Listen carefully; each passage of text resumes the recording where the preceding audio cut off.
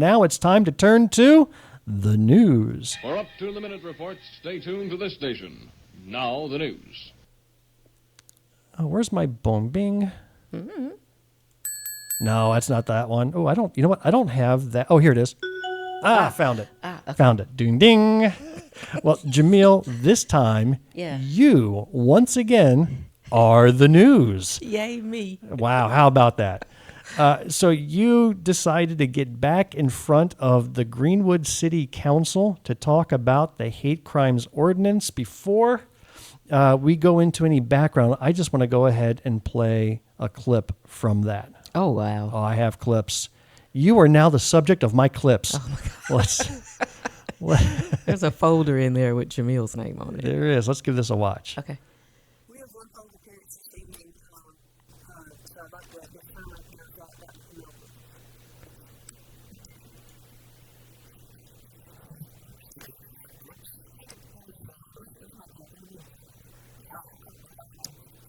We tried to do it. We tried.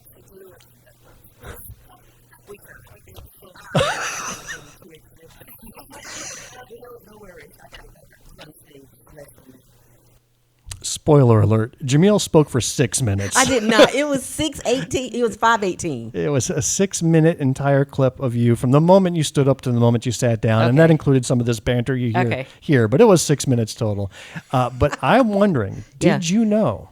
Did I know? Did you know that you caused a change in the city council rules?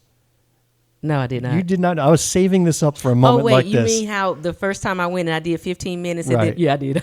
So yeah, you went up and you'd still be talking if you had your way months later.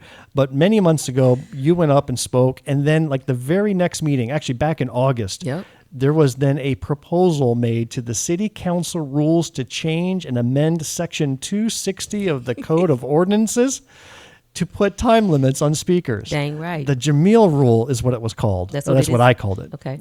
But this was to clarify procedures for agenda requests, establish time limits for speakers, and provide for orderly conduct of meetings. Yeah. So apparently there was no time limit as part of the rules. Correct. And your appearance generated one.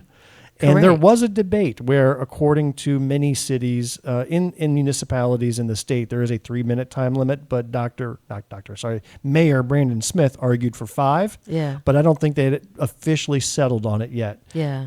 By the way, the motion to approve was made by Robert Dean and seconded by Nikki Hutto, and it was voted on unanimously. Yeah. So well done, Jamil. You are changing things already in the way government works. I keep telling people I read policies. If it ain't in there, it's game. So let's talk about what this was about and what prompted you to get back up there. Because last I heard from you was that you were done talking. Like you had given your 2 shots and you said, that's it. I'm done talking. Now the people need to speak because I'm done. And there you were all of a sudden on the agenda. In fact, I had to find out from somebody else you were on the agenda. So I'm a little miffed about that. Well, I didn't think they were going to let me back up there after the last time. But I guess. Well, they got nothing else going on. Apparently you're fully their entertainment. Because if I ain't talking, they talking about zoning. So you might as well let me come. So my thought was the last time I went, the city attorney was in the process of writing a letter to the attorney general to confirm if or to question our hate crime ordinance being a violation of the Constitution, right? And so I knew at that point that I needed to pause and regather, and people were looking for me to come back out right then and say something. And I remember telling the reporter, I don't have a comment right now. And that was because I need to think this thing through. In my mind, I thought that at that time frame, we would have other people who would want to express. But what I found is that people they were inboxing me and sending me messages saying, don't give up. And I kept going, well, it's not just my fight. Wait a minute. You were getting messages in your inbox, yet none of the city council members would admit to getting messages in their inboxes. Correct. Correct. So I'm getting messages saying, don't give up. You got this. We're watching you. And I'm thinking, but I'm just not the only person. I need more. And so I was waiting patiently for the AG's response to the letter. Okay, so let's pause. What letter are you talking about? So our city attorney sent a letter to the Attorney General seeking confirmation or clarification on whether the implementation of hate crime ordinances across the state of South Carolina were in fact a violation of the Constitution. Our city attorney stated at the last, I think it was the August meeting, that Greenwood would not be implementing a hate crime ordinance because it is in fact a violation of the Constitution. I wanted more information. And we're talking a violation of the state constitution, Correct. not the U.S. Constitution. And meanwhile, 24 municipalities have already enacted such measures. Correct. Including Bluffton, Columbia, Charleston, Chester, Clemson, Greenville, Florence, Mount Pleasant, and just last week, Spartanburg. Correct. All right, so they've all implemented it, but And their they- city attorneys did not feel the need to go check with Alan their Wilson. city attorneys didn't have a problem and did not see a violation of the Constitution, but our city attorney did. So I guess they went to a different law school. So you wanted to wait until the attorney general responded, Correct. which he did, and then you felt it was time to step I up. knew as soon as I saw that letter, I was going. All right, so I want to play a clip with that as the backdrop. Here is your second Jamil clip. Okay. So let me start by saying my appearances here are never to be disrespectful, but I don't make apologies about being consistent and consistent. I will always consider myself as a voice for the vulnerable population.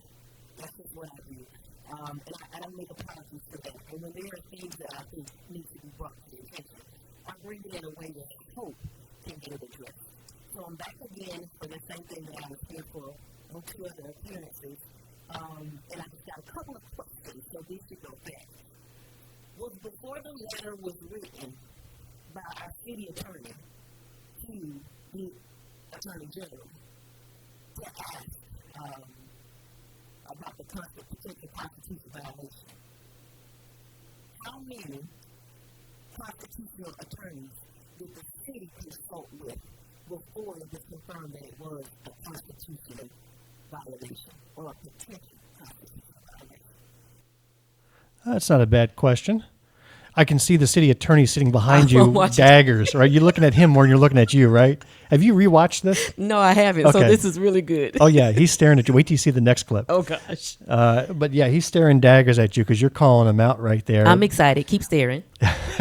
But here's the funny thing, in the Index Journal, brilliant article. Again, they're doing some tremendous work in these type of things. But I thought Renee Ortiz, the journalist, wrote a fantastic She did. article about the meeting, about the Attorney General's response, where they came out with a opinion, not a Yes, decision. it is an opinion. An opinion. Yes. That it would be a violation of the state constitution. How would it have been a violation to pass a criminal hate crimes ordinance? And if you read the letter further, what the Attorney General or the representatives that wrote the letter is saying is that because hate crime is not illegal in the state of South Carolina, an ordinance cannot be put into place. So we know that with state crimes, you can be more stringent, but you can't be less stringent if you look at state and federal. In this case, there is no crime on the books for hate crime. So we can't make up one. You can't create something that's a crime in Spartanburg that's not also a crime in Myrtle Beach. Yes, because what are you attaching it to? And that is why I asked the next question that is in that. We'll come to that next question, but I Okay. also want to point out that in this letter, at the end, they write, quote, at least in this article, they wrote that the opinion reaffirmed that while such ordinances may be legally questionable, they are presumed valid Correct. and enforceable unless a judge rules them unconstitutional. Yes. So we've got 24 municipalities that have already passed. Has any judge ruled it unconstitutional No, yet? and you have one person that's been charged with a hate crime in Richland County. I don't know the status of that case as of Okay. yet. So it doesn't sound like it's going to cost us anything to go ahead and implement it, Correct. right? What are they worried about? Legal fees and being challenged by a judge? Maybe. Maybe, but you have 24 other counties that are probably going to figure it out before we do. Exactly. I see. So I do want to play your closing question, and it's a good one. This Wasn't also it? got quoted in the paper. I It like did. this. And watch the attorney. Everything I say can will be used against me in the court of law. And every other crime except for a hate crime. When we talk about hate crime, we support it with freedom of speech. And everyone says it's come against their constitutional right because it's freedom of speech. But in any other way, if I was to commit murder, and I ran on the street yelling, I'm going to kill him. When I was tried and convicted of murder, they would play back how many people heard me say, I'm going to kill him. And that phrase would be used to solidify malice and intent. And so my only question was, how is it that he works for everything else and not for this? These are just questions of a person who uses politics. I stand before you as a person who will fight every day for the vulnerable population. Put your hand down, sir. The city attorney was in the background raising his hand 5 minutes. He was. Put your hand down. He wanted to cut you off. He did. You don't get 5 minutes in 1 second. He You don't did. get 5 minutes in 2 Why seconds. did you not have the clip where I asked the author of the letter, which was talking specifically to the city attorney? That was a good one. I wanted to see his face on that one. I'm going to have to go back and look. I tell you what, when the day you produce the show, you can pull the clips. You're supposed to be pulling the good one. That was a good one. That was a good clip right there. That was a very powerful closing. That was certainly a quotable. So what's next now? So there are things that will happen. I'm sure I asked the question, which viewers can go back and look or listen to. How many of the city council people have actually reached out to their wards to see if this is an issue. So maybe, hopefully now that they will start reaching out to see what are the people of Greenwood, the city, actually experiencing, and do they feel the need for this so that they can have some information when they go to talk about the implementation of this. I think the city council knows more, and I'm going to tell you what makes me think they knew more. They had no problem having all these executive sessions to discuss this issue and not once reached out to the citizens to see if there was a need for the issue. So why are you conducting executive sessions if you don't think it's a need? Interesting point. Just curious. And that's a wrap for this episode of Black, White, and Blue in the South. We hope you enjoyed what you heard today. Please take a quick minute and leave us a rating and a review of this show. We really want to know what you think.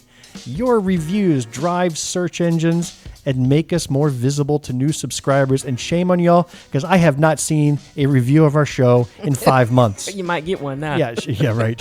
Okay, good reviews. Let me rewind. Good reviews of our show. Yeah.